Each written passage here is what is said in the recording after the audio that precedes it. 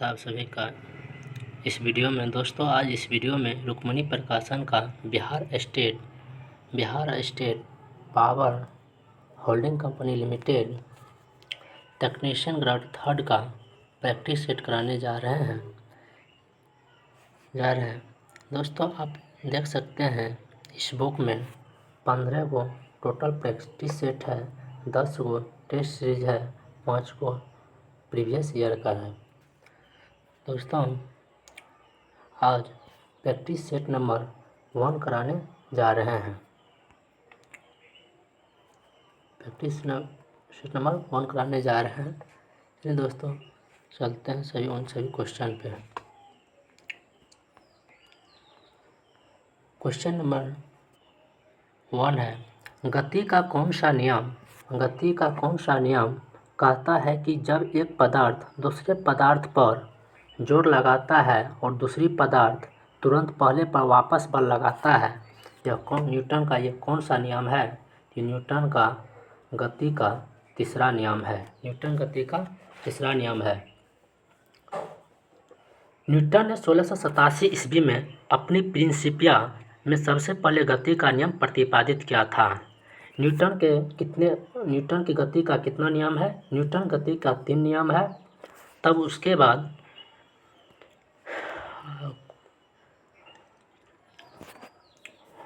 Newton का तृतीय नियम लागू होता है रॉकेट को उड़ाने में। तब उसके बाद क्वेश्चन नंबर 2 देखते हैं, अखिल भारतीय किसान सभा के पहले सत्र की अध्यक्षता किसने की? तो ये हो जाएगा स्वामी सहजानंद ने किए थे। उसके बाद नेक्स्ट क्वेश्चन देखेंगे, संविधान के अनुच्छेद 324 के अनुसार निर्वाचन आयोग के निम्नलिखित में से कौन सा कार्य है? तो चलिए दोस्तों, सब क्वेश्चन देखते हैं। संसद तथा राज्य विधानमंडलों के निर्वाचन के लिए नामावली और राष्ट्रपति तथा उपराष्ट्रपति पदों के निर्वाचनों की अधीक्षण, निर्देशन और नियंत्रण ये भी हो जाएगा। तब उसके बाद ऑप्शन बी का देखते हैं, संसद तथा राज्य विधानमंडल के निर्वाचन संबंधी संदेहों और विवादों के निर्णय के लिए निर्वाचन अधिकरण की नियुक्ति करना है। फिर सी में देखते हैं, संसद तथा राज्य विधानमंडलों के सदस्यों की अनर्हताओं के प्रश्न पर राष्ट्रपति और राज्यपाल को परामर्श देना। ये भी सही है। इसका आंसर हो जाएगा उपयुक्त सभी, तीनों आंसर हो जाएगा। तब फिर नेक्स्ट क्वेश्चन देखते हैं, फरवरी 2024 में किसे स्वास्थ्य संवर्धन के लिए नेल्सन मंडेला अवार्ड 2024 प्रदान किया गया है? तो हो जाएगा निमहंस को दिया गया है। दोस्तों, निमहंस का पूर्ण रूप क्या होता है, फुल फॉर्म क्या होता है? National institute of mental health एवं न्यूरोसाइंसेज होता है। राष्ट्रीय मानसिक जांच तथा स्नायु विज्ञान संस्थान निमहंस, जिसको निमहंस बोलते हैं, वह कहाँ स्थित है? तो दोस्तों, बेंगलोर में स्थित है। फिर नेक्स्ट क्वेश्चन देखते हैं,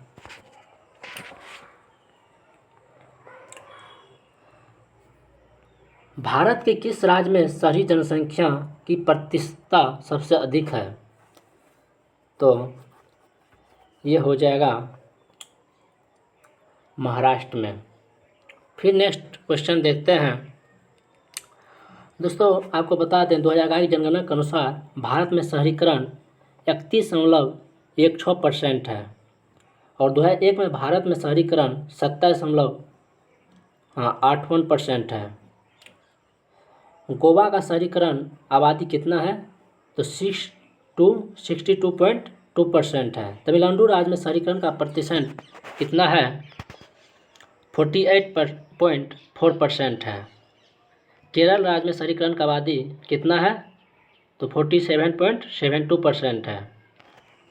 उसके बाद नेक्स्ट क्वेश्चन देखते हैं, फूलों की घाटी राष्ट्रीय उद्यान भारत के किस राज्य में है जो यूनेस्को की विश्व धरोहर सूची में भी है और अपनी स्थानिक अल्पाइन फूलों और वनस्पतियों की विविधता वाले मैदान के लिए भी जाना जाता है? ये हो जाएगा ऑप्शन नंबर डी, उत्तराखंड हो जाएगा। फूलों की घाटी उत्तराखंड के चमोली जिला में स्थित है। यहाँ जो है 500 से अधिक प्रजाति फूलों की पाई जाती है।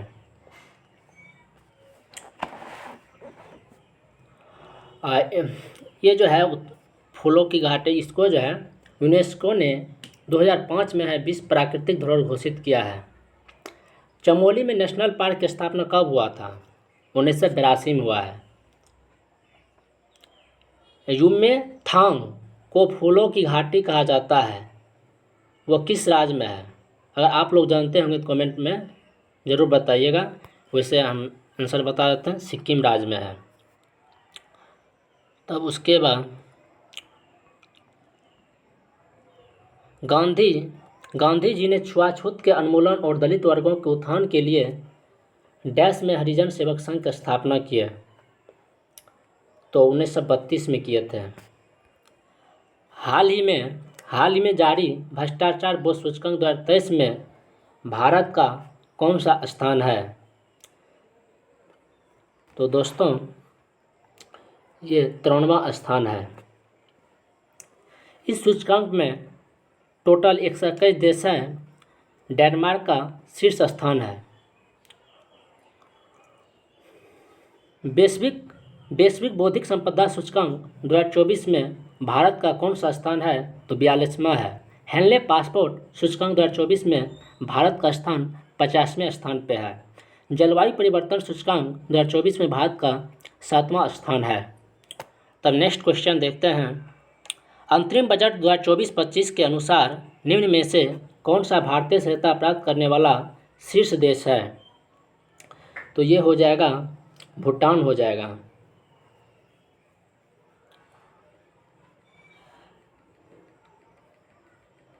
इस बजट में सबसे अधिक सहायता प्राप्त करने वाला दूसरा देश नेपाल है।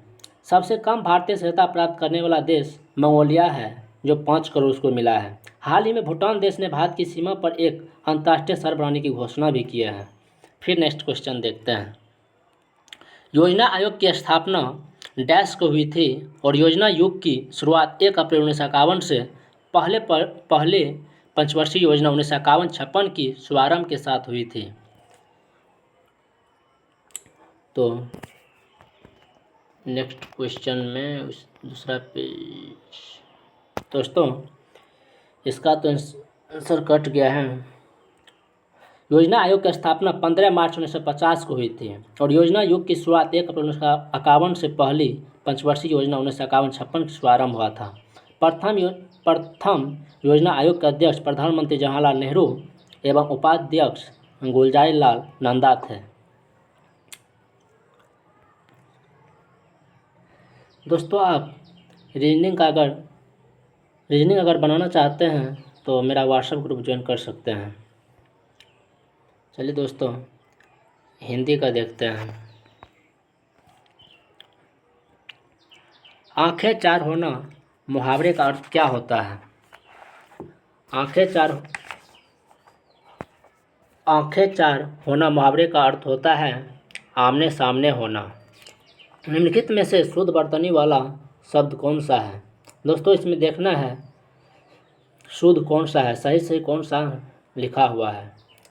तो ये हो जाएगा अनिष्ट हो जाएगा, ये सी नंबर। सुधा किसका पर्यायवाची है?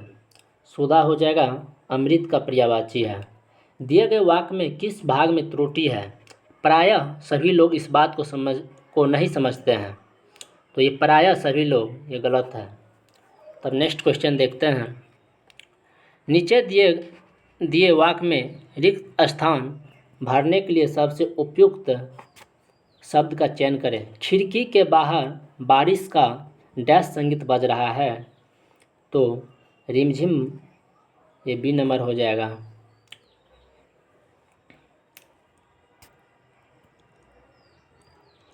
दिए गए वाक्य में बोल्ड खंड को प्रतिस्थापित करने के लिए सबसे उपयुक्त विकल्प का चयन करें। यदि इसे प्रतिस्थापित करने की आवश्यकता नहीं है तो विकल्प बदलाव की आवश्यकता नहीं है का चयन करें। दोस्तों नेक्स्ट पेज में है, देखते हैं। प्राचार्य ने हमको समझाया कि जो परिश्रम करेगा वह सफल होगा। इसका कौन सा आंसर हो जाएगा? तो सी होगा। पर प्राचार्य ने हमें समझाया कि होगा।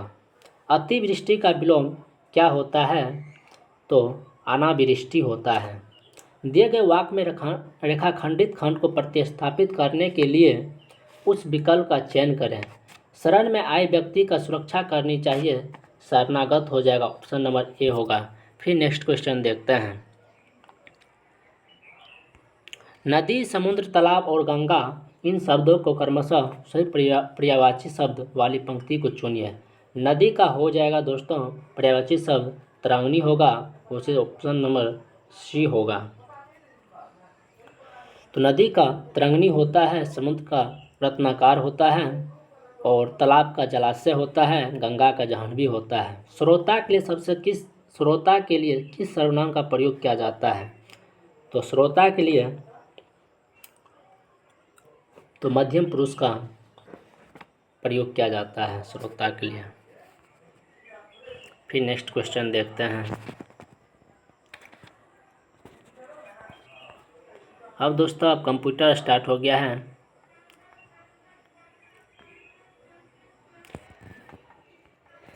किसी वर्कशीट पर लगे बॉर्डर को आप कैसे हटा सकते हैं? तो इसका हो जाएगा आंसर बी होगा। उन सभी सेलों को चयन करें जिनसे आप बॉर्डर निकालना चाहते हैं और फिर बॉर्डर मेन्यू सूची में नो बॉर्डर पर क्लिक करते हैं। फिर दोस्तों नेक्स्ट क्वेश्चन देखते हैं। डाटा नेटवर्किंग के संबंध में नियमों कन्वेंशन का एक औपचारिक सेट जो यह नियंत्रित करता है कि कंप्यूटर किस तरह से एक नेटवर्क के माध्यम पर सूचनाओं का आदान प्रदान करते हैं, डैश के रूप में जाना जाता है। ये किसके रूप में जाना जाता है?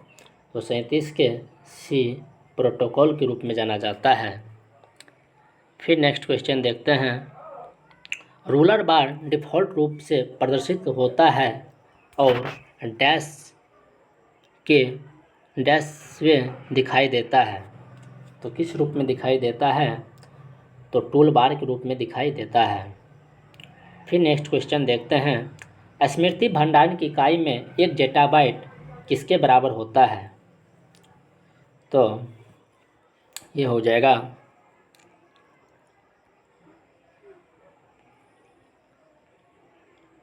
ए, बी होगा। 10 से 24 एक्साबाइट केवल 2 होगा। फिर दोस्तों नेक्स्ट क्वेश्चन देखते हैं।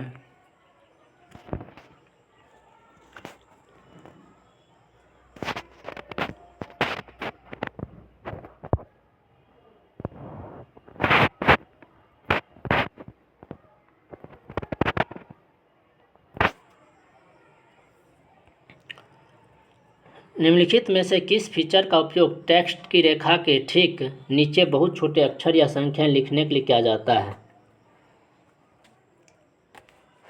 तो हो जाएगा सबस्क्रिप्ट का प्रयोग किया जाता है। IMAP एक ईमेल संबंधित प्रोटोकॉल है। IMA का पूर्ण रूप क्या होता है? IMA का पूर्ण रूप क्या होता है? तो ये हो जाएगा इंटरनेट मैसेज एक्सेस प्रोटोकॉल होता है। निम्नलिखित में से क्या URL का एक भाग नहीं है? URL का भाग नहीं है तो इसका IP एड्रेस इसका भाग नहीं है। कौन कौन है? प्रोटोकॉल है, डोमेन एड्रेस है, क्वेरी स्ट्रिंग्स है। फिर दोस्तों नेक्स्ट क्वेश्चन देखते हैं। निम्नलिखित में से कौन सा कथन सत्य है? कौन सा कथन जो है सत्य है, सही है? दोस्तों इसका ए नंबर सही है। एक ईमेल आईडी हमेशा अद्वितीय होती है, ये सही है। ईमेल का पूरा नाम इलेक्ट्रॉनिक मेल होता है। ईमेल आईडी द्वारा किसी भी प्रकार का text file, document, audio, video या फोटो भेज सकते हैं या प्राप्त कर सकते हैं। ईमेल का आविष्कार किसने किया? तो ईमेल का आविष्कार B.S. शिवा अय्यादुरई ने किया है। @ कर रहा है टॉमिल्सन ने किया था। का आविष्कार राय टॉमिल्सन ने किया था। तो फिर नेक्स्ट क्वेश्चन देखते हैं। एक प्राथमिक इंटरफेस है जिसका उपयोग एप्लीकेशन और प्रशासनिक या कॉन्फ़िगरेशन उपयोगिताओं को लॉन्च करने के लिए किया जाता है। तो प्रारंभ मेन्यू। फिर नेक्स्ट क्वेश्चन देखते हैं।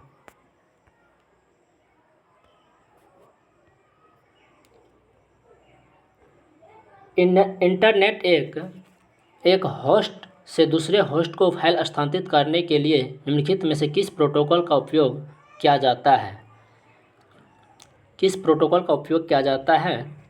तो ऑप्शन नंबर बी एफटीपी का प्रयोग किया जाता है। ऑप्टिकल डिस्ट्रीब्यूशन नेटवर्क क्या होता है? ऑप्टिकल डिस्ट्रीब्यूशन नेटवर्क क्या होता है? तो ये हो जाएगा फिजिकल फाइबर और ऑप्टिकल डिवाइस जिसके माध्यम से सिग्नल को दूर संचार नेटवर्क में उपयोगकर्ताओं तक वितरित करता है। फिर नेक्स्ट क्वेश्चन है, क्लिक जैकिंग क्या है? तो क्लिक जैकिंग क्या है? तो ये हो जाएगा क्लिक जैकिंग क्या है? तो ये हो जाएगा वेब प्रयोक्ताओं को गोपनीय जानकारी प्रकट करने के लिए फुसलाने वाली एक दुर्भावपूर्ण तकनीक है। फिर नेक्स्ट क्वेश्चन, बताएं कि MS वर्ड के संबंध में निम्नलिखित कथन सत्य है या असत्य? ये हो जाएगा एक और दो दोनों सत्य है। एक डॉक्यूमेंट फाइल में बुलेटेड और नंबर्ड दोनों लिस्ट सकती है। MS वर्ड डॉक्यूमेंट में पेज मार्जिन को कस्टमाइज किया जा सकता है। फिर नेक्स्ट क्वेश्चन देखते हैं।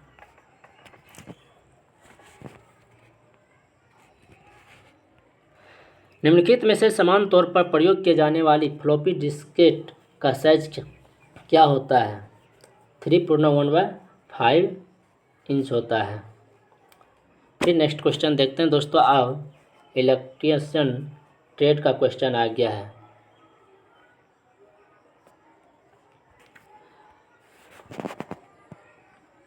प्रति मिनट 1.5 मीटर क्यूब पानी को 20 मीटर की ऊंचाई तक उठाने वाले एक पंप को एक 220 वोल्ट DC मोटर चलाता है। यदि कुल दक्षता 72% है तो सप्लाई से लिया गया करंट लगभग कितना होगा? मान लें कि इतना 1 मीटर क्यूब पानी का द्रव्यमान 1000 kg है। तो दोस्तों इसका 31 एम्पियर हो जाएगा। फिर नेक्स्ट क्वेश्चन देखते हैं।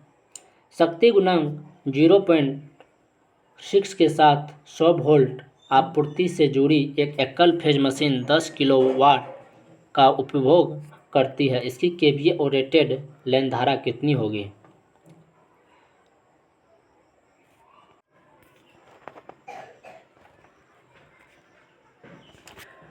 तो दोस्तों इसका हो जाएगा 16.66 KVA हो जाएगा। फिर नेक्स्ट क्वेश्चन देखते हैं। एक वेरिएबल रिलक्टेंस मोटर में 4 पोल के साथ प्रत्येक में 10 दांत है। यदि रोटर में 80 दांत है तो स्टेप कोण क्या होगा? तो स्टेप कोण 4.5 डिग्री हो जाएगा। फिर नेक्स्ट क्वेश्चन देखते हैं। भू रिसाव सर्किट ब्रेकर को डैश के नाम से भी जाना जाता है। दोस्तों इसका बी हो जाएगा अवशेष करंट सर्किट ब्रेकर हो जाएगा। फिर नेक्स्ट क्वेश्चन देखते हैं। 9 RPM पर चल रही 50 हर्ट्ज 6 ध्रुव 3 चरण प्रेरण मोटर की तकरीबन दक्षता कितनी होगी? तो इसका हो जाएगा दोस्तों 90% हो जाएगा। इसको दोस्तों 120 F/P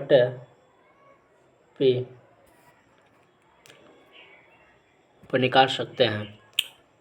फीडर में वोल्टेज ड्रॉप किससे मुक्त होता है? तो ऑप्शन नंबर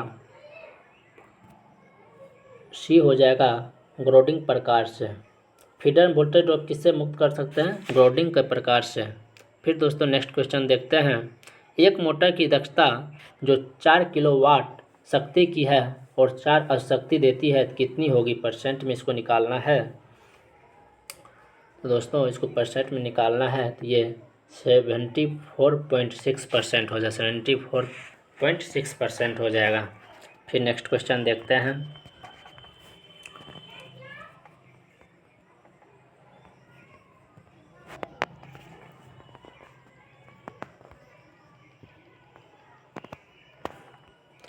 इलेक्ट्रिक बेल में किस प्रकार के चुंबक का इस्तेमाल किया जाता है। दोस्तों इसमें इलेक्ट्रोमैग्नेट प्रकार के चुंबक का प्रयोग किया जाता है। सोडियम लैंप का प्रयोग होता है, किसमें होता है, सोडियम लैंप का प्रयोग किसमें होता है। सोडियम लैंप का प्रयोग जो है रास्तों के लिए, रास्ते पर जो लाइट लगी रहती है उसके लिए किया जाता है। निम्नलिखित में से कौन सा डिवाइस स्विच और सुरक्षात्मक डिवाइस के रूप में प्रयुक्त किया जा सकता है। तो मिनिएचर सर्किट ब्रेकर के रूप में प्रयोग किया जा सकता है। फिर नेक्स्ट क्वेश्चन देखते हैं। बिजली की खपत इनमें से किसमें सबसे अधिक होती है। सबसे ज़्यादा दोस्तों हीटर में बिजली की खपत होती है। फिर नेक्स्ट क्वेश्चन देखते हैं। अंतर्राष्ट्रीय मानक IEC 6061 के अनुसार अर्थ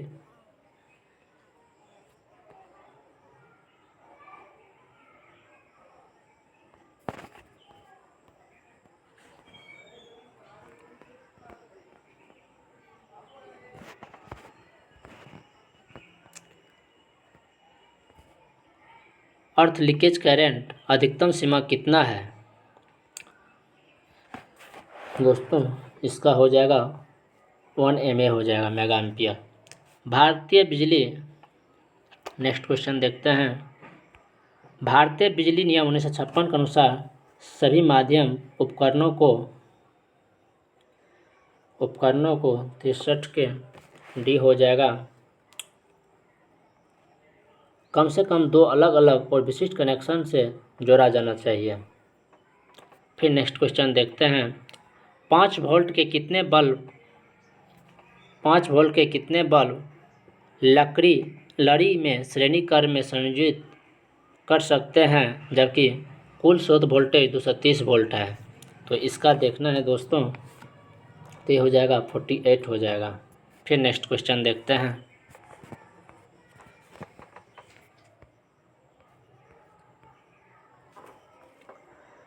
निम्नलिखित कथनों को पढ़ें और 250 वोल्ट से अधिक के वोल्टेज इंस्टॉलेशन के लिए लागू होने वाले सामान्य सुरक्षा शर्तों के संदर्भ में विकल्प चुनें। ये दोस्तों इसका हो जाएगा, इसको देखते हैं।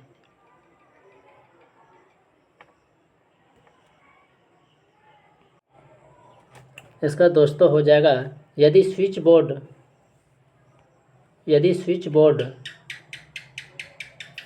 के बीच के स्थान की चौड़ाई 75 सेंटीमीटर से अधिक है तो 2 स्विच बोर्ड के दोनों ओर से एक पैसेज होगा।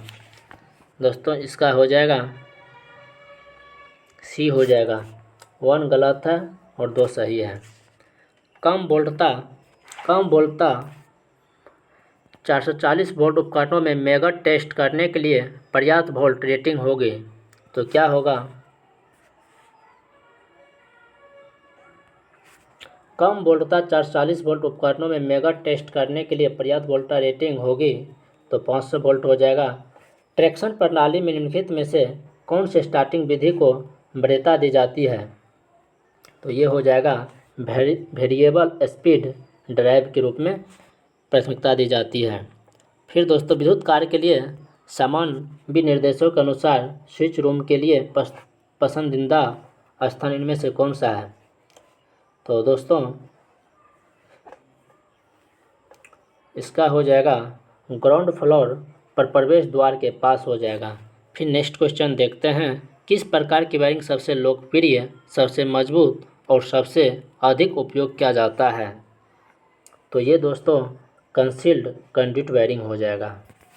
फिर नेक्स्ट क्वेश्चन देखते हैं। एक टू वे स्विचिंग कनेक्शन का इस्तेमाल आमतौर पर निम्न में से किसके लिए किया जाता है? तो ये किसके लिए किया जाता है? सीढ़ी की वायरिंग के लिए किया जाता है। फिर नेक्स्ट क्वेश्चन देखते हैं। इंडस्ट्रियल वायरिंग एप्लीकेशन के लिए निम्नलिखित में से किसे हरे रंग से कोडित किया जाता है? तो अर्थ लाइन को हरे रंग से कोडित किया जाता है। फिर नेक्स्ट क्वेश्चन देखते हैं। घरेलू वाटर कूलर के पंप में कौन सी मोटर प्रयुक्त होती है? तो ये हो जाएगा शेडेड पोल मोटर प्रयुक्त की होती है। फिर नेक्स्ट क्वेश्चन देखते हैं।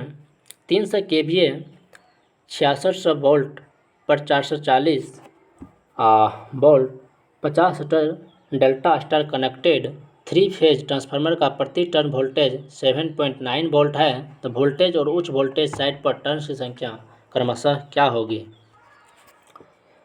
तो ये हो जाएगा, इसका हो जाएगा 32,835 हो जाएगा। फिर नेक्स्ट क्वेश्चन देखते हैं। अस्थिर वोल्टेज और सप्लाई फ्रीक्वेंसी पर किसी ट्रांसफार्मर में निम्नलिखित में से कौन सी हानि समान बनी रहती है? तो कोर हानि समान बनी रहती है।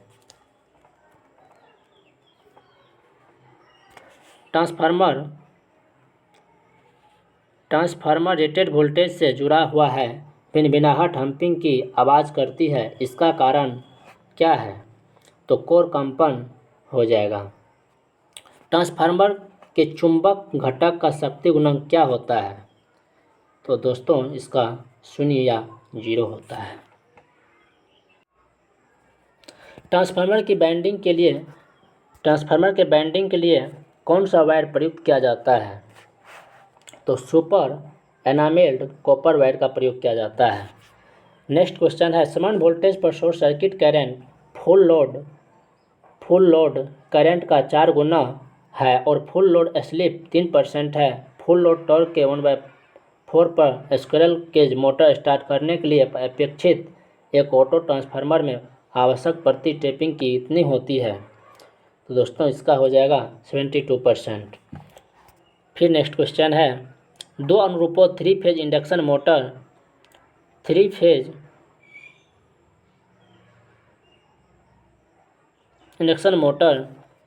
400 वोल्ट 50 मीटर आपूर्ति से जुड़े हुए हैं। यदि मोटर 1 1440 आरपीएम पर चल रहा है और मोटर 2 920 आरपीएम पर चल रहा है तो ये इसका क्या होगा?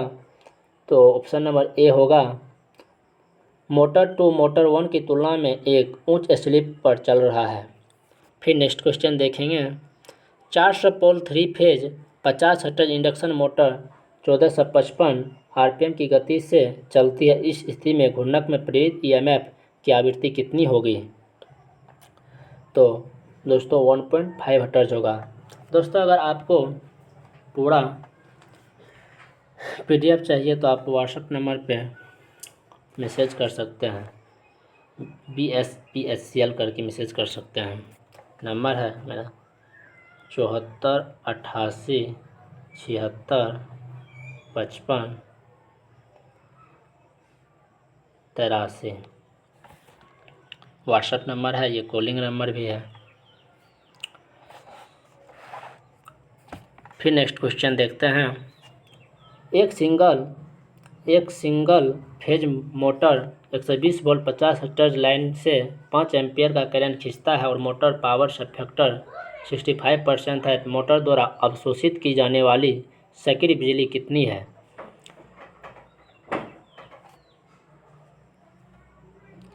तो ये हो जाएगा 390 वाट।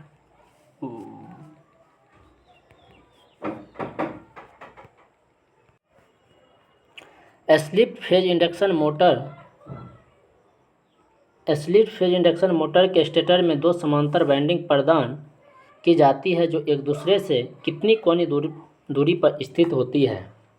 तो दोस्तों इसका हो जाएगा स्पेस में 90 इलेक्ट्रिकल डिग्रीज। फिर नेक्स्ट क्वेश्चन है। एक 8 पोल लैप वाइंड डीसी मशीन में 720 आर्मेचर कंडक्टर्स है। दोस्तों इसका नेक्स्ट क्वेश्चन देखते हैं।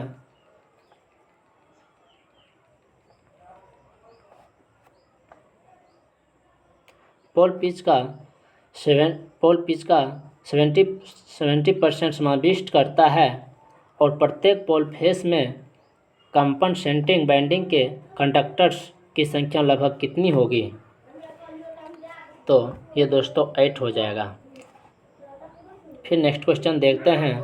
निम्नलिखित में से कौन सा motor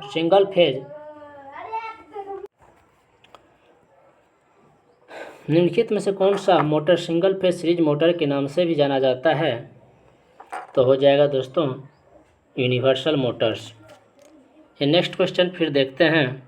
slip phase induction motor के स्टेटर में 2 वाइंडिंग्स होती है जिन्हें रनिंग वाइंडिंग और स्टार्टिंग वाइंडिंग कहा जाता है। स्टार्टिंग वाइंडिंग में क्या होगा? तो उच्च प्रतिरोध और कम प्रेरकत्व होगा। फिर नेक्स्ट क्वेश्चन देखते हैं। एक यूनिवर्सल मोटर में कंपनसेटिंग वाइंडिंग किस लिए प्रयुक्त की जाती है? किस लिए प्रयुक्त की जाती है? तो दोस्तों इसका आर्मेचर प्रतिक्रिया को प्रभाव को कम करने के लिए प्रयुक्त की जाती है। फिर नेक्स्ट क्वेश्चन है। 1500 आरपीएम पर चलता हुआ एक पोल सिंक्रोनस जनरेटर किस आवृत्ति पर ईएमएफ उत्पन्न करता है? तो ये दोस्तों 25 हर्ट्ज पर नेक्स्ट क्वेश्चन है। 2 एक समान सीधारिता की विद्युत रोधन डिस्क एक 22 kV 50 हर्ट्ज एकल कला ओवरहेड लाइन रोधन प्रणाली के लिए एक लड़ी बनाई जाती है। यदि पिन से भूमि अर्थ की धारिता C हो तो लड़ी की दक्षता क्या होगी? तो दोस्तों 88 का हो जाएगा 75% हो जाएगा। फिर नेक्स्ट क्वेश्चन देखते हैं।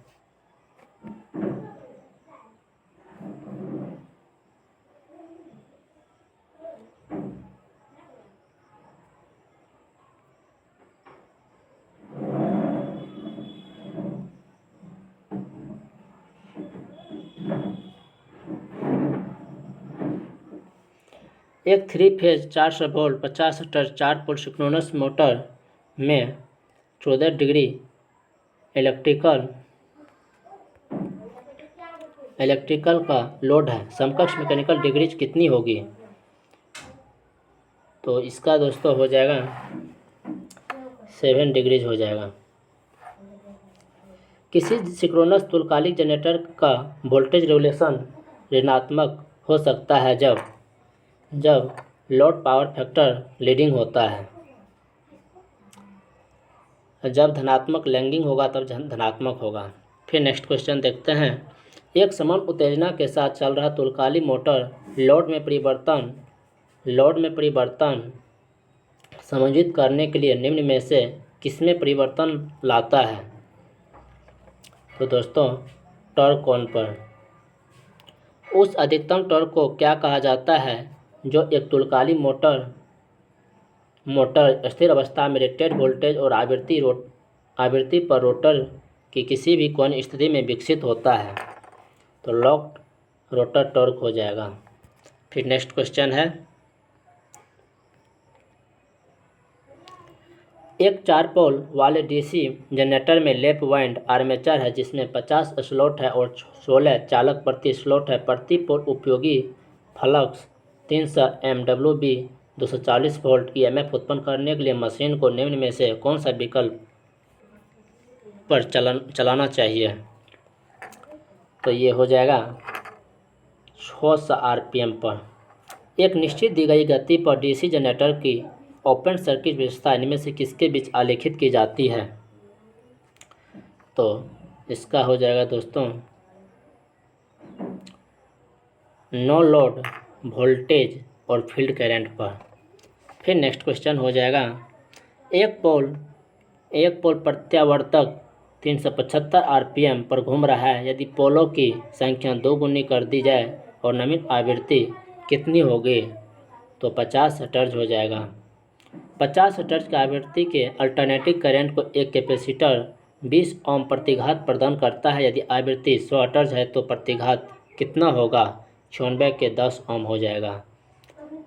एक ओवरहेड ट्रांसमिशन लाइन का स्पैन 200 मीटर है। लाइन कंडक्टर का भार प्रति मीटर 0.7 किलोग्राम है। यदि अधिकतम स्वीकार्य तनाव 1400 किलोग्राम है तो अधिकतम से कितना होगा? तो 2.5 मीटर होगा। फिर नेक्स्ट क्वेश्चन है, प्राथमिक संचरण में विद्युत आपूर्ति लोड सेंटर तक किसके द्वारा ट्रांसमिट की जाती है? तो 3 फेज 3 वायर के द्वारा। फिर नेक्स्ट क्वेश्चन है, चलने के दौरान एक 200 kilowatt 230 volt 50 hertz induction motor में 0.7 लैगिंग पावर फैक्टर और 60% की दक्षता है और मोटर द्वारा लिया गया करंट कितना होगा? तो ये हो जाएगा 20.4 ए हो जाएगा। एक 3 फेज 4 ध्रुव 12 खांचे तुल्यकालिक मशीन तुल्यकालिक गति से चल रही है। खांचा कोण कितना होगा? तो 60 डिग्री होगा। अगर दोस्तों मेरा वीडियो अच्छा लगा होगा चैनल को सब्सक्राइब और लाइक ज़रूर कीजिएगा। जय हिंद दोस्तों आपको अगर PDF चाहिए तो मेरा नंबर है 7488765583। इस पे BSPSCL करके मैसेज करके आप PDF प्राप्त कर सकते हैं।